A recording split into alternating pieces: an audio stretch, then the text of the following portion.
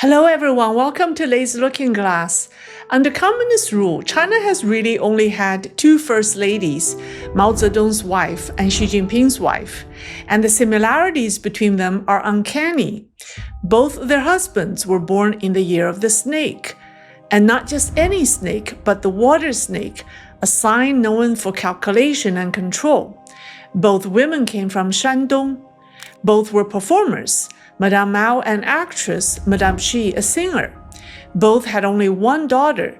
Each stood beside the most powerful man in China, and each, in her own way, learned to wield that power. But history was not kind to Madame Mao.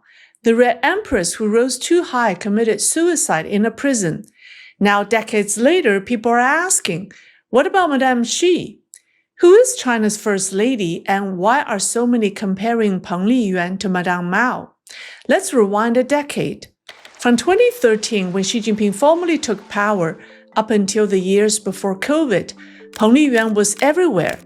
Every foreign trip, every summit, you name it, she was there by Xi's side. Cameras adore them. Their little gestures, hand-holding, smiles, whispers became headline material. Chinese netizens affectionately called them Xi Dada and Peng Mama. Xi was branded a wife spoiler, and even state media played along. Peng's image as the nation's mother reached its peak. But by 2025, something had changed. The vibe was different. Starting in April, she embarked on a series of foreign trips to Southeast Asia, Russia, and Central Asia. State media kept up the usual line: big power diplomacy, a community of common destiny, and countering a new round of US-China trade tensions. But this time, one thing stood out. Madame Xi was missing. Where's Peng Mama? People began asking online. The question outshadowed the headlines about Xi's diplomatic victories. In mid-May, Brazil's President Lula visited China.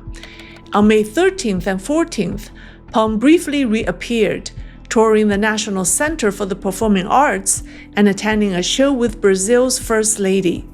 It was her first public sighting in a long while. Then in July, she delivered a speech at a US-China friendship event. But there was something strange about it. She didn't attend the opening or closing ceremonies.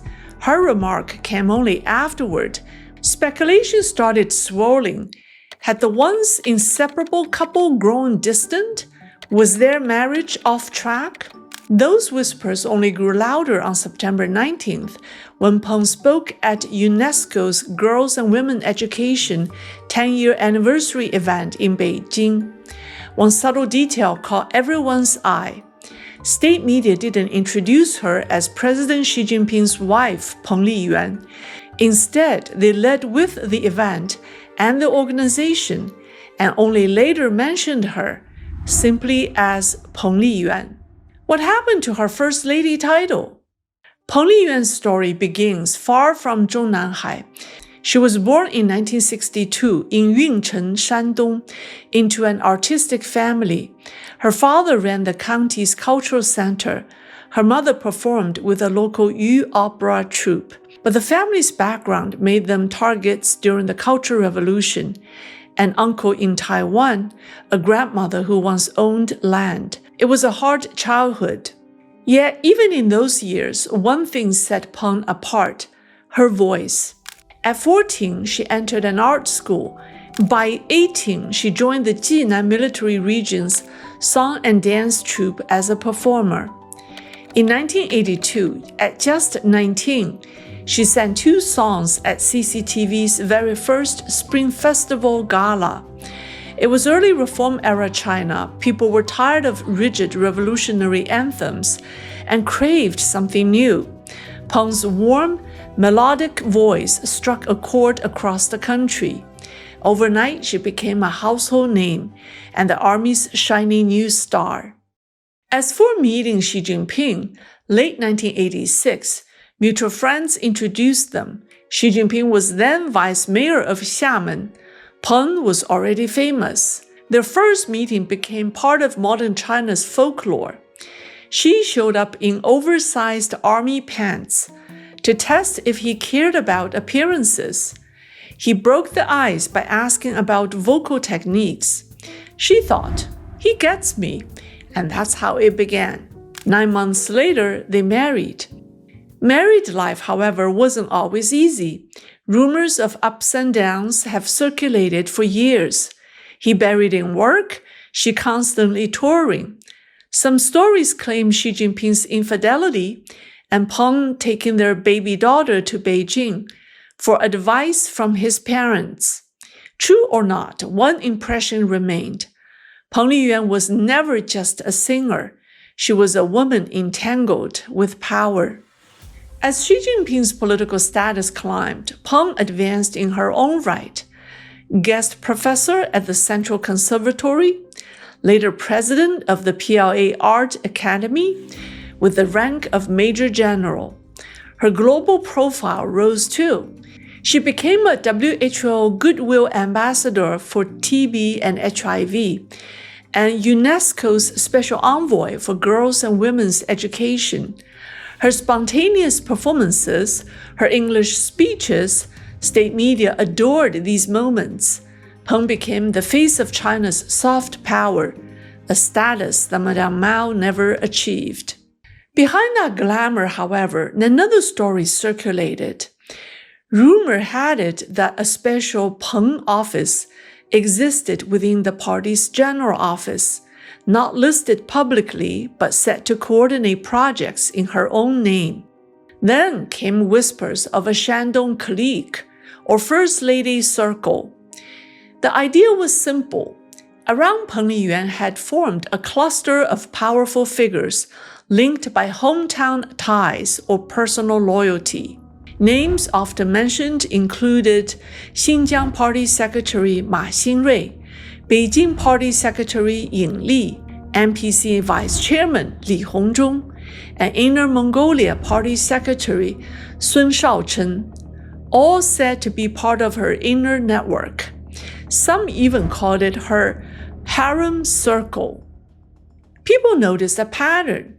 Officials from Shandong, or those with connections to Peng's circles, kept showing up in propaganda, tourism, and cultural diplomacy roles, areas close to her professional domain. Even without explicit proof, the repetition of familiar faces fueled the image of an invisible network orbiting the First Lady. Then came the storm that made the First Lady circle impossible to ignore, the Qin Gang episode. In July 2023, then Foreign Minister Qin Gang was suddenly dismissed. The official explanation was vague. Foreign media began offering another clue, the First Lady circle. The Washington Post Josh Rogin asked bluntly why Qin fell so fast, pointing to one curious detail. Qin's wife, Lin Yan, was reportedly close to Madame Xi. Lin once made mooncakes for her, a small gesture said to have opened big doors. Other reports echoed that Lin Yan's personal bond with the First Lady may have helped Qin leapfrog the usual ranks. Yes, these accounts relied on unnamed sources, but the imagery, mooncakes, visits, friendships, captured the public's imagination. With the foreign minister gone and Beijing silent except for health reasons, the narrative felt complete to many. Some rise too fast, others fall just as fast. Before, Peng Liyuan was celebrated as the national mother and the voice of soft power. After the Qin Gang affair, a new question emerged. Can the First Lady shape careers? Then came the shocker. Yes, she can. And it all started with a single photo. In late 2023 to early 2024, a blurry yet electrifying image began to circulate online.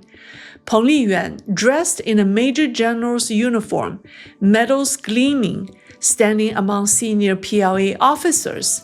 The caption read, Central Military Commission Cadre Evaluation Committee, full-time member.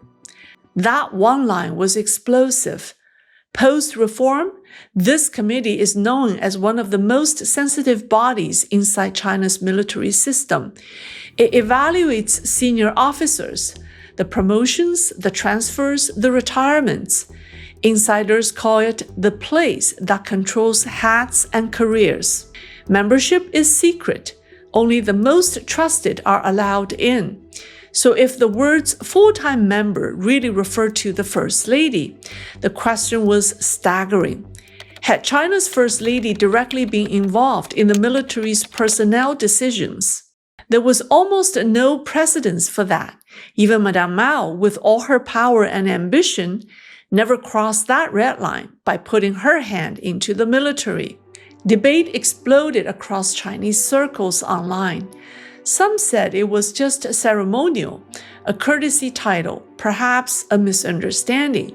Others weren't so sure. Those who understand the military's internal mechanisms know. A full-time member isn't decorative. It means you are part of the actual process. You review evaluations, you see files, you influence decisions. If that were true, Peng would have gained access to one of the most tightly guarded levers of power in China. Her role in PLA's personnel decisions is said to be what drove Xi Jinping and his vice chairman of Military Commission, Zhang Youxia, apart. General Zhang was reportedly furious that a former singer decides who gets promoted in the PLA. Peng Liyuan, once the face of soft power, was recast as an insider, operating quietly within the machinery of power. She's no longer just on stage, she's at the table. As the photo buzz lingered, a new phrase began to trend, Red Empress 2.0. Some used it as a joke, Madame Mao 2.0. Others asked more seriously, has Peng Liyuan taken a seat inside the power structure? The label isn't just rumor, it reflects a public instinct that Peng Liyuan may be moving deeper into politics. Red Empress comes from the Cultural Revolution era, when Madame Mao ruled the stage, loud, theatrical, confrontational. But the 2.0 version looks very different, not charging to the front, but quietly blending in through the system's institutional lanes. Analysts at VOA and the Wilson Center have noted that Peng Liyuan is no longer simply the soft power package. Her appearances at summits, charity events, education campaigns aren't just cultural decoration. They are political communication. Her rhythm has become polarized, either dazzlingly visible at global moments or completely absent for months. That now you see me, now you don't pattern hints that she's not merely accompanying Xi, she is participating. Add the whispers of the First Lady Circle, the Shandong clique, and the mooncake connection in the Qin Gang affair, and the dots start to connect into an invisible network. So, Red Empress 2.0 has become shorthand for a new kind of influence, one without title, yet not without weight. If Madame Mao once stood at the center of the stage, Madame Xi seems to be the one adjusting the lights, deciding which scene brightens and which fades. When people ask, will 2.0 really happen? The better question might be, has it already begun, silently? Because the key has never been Peng Liyuan herself. She's discussed not because she fought her way into power, but because of where she stands, next to the man who holds it. History gives us a clear echo. Madame Mao's influence came from where Mao allowed her to stand. Peng Liyuan's visibility depends on where Xi Jinping needs her to be. Her ceiling isn't self-determined. It rests on three things: whether her husband's power holds steady, whether the system allows the First Lady's role to rise again, whether the military personnel balance shifts. In short, she can stay in the spotlight or fade into the shadows, but her path will always follow his. History won't repeat Madame Mao exactly, but the logic still holds. When your strength depends on someone else's, your rise and fall are never your own. Today she appears stable, graceful, influential. Tomorrow, uncertain. Her story isn't over, but the key isn't the actress. It's the chair itself. One reminder from history, power doesn't last forever. Choices do. What endures is not how high you stood, but what you did when you could. Okay, that's all for today. Here's the video about Peng Liyuan's daughter, the most mysterious woman in China. I hope you enjoy the program. See you next time. Bye.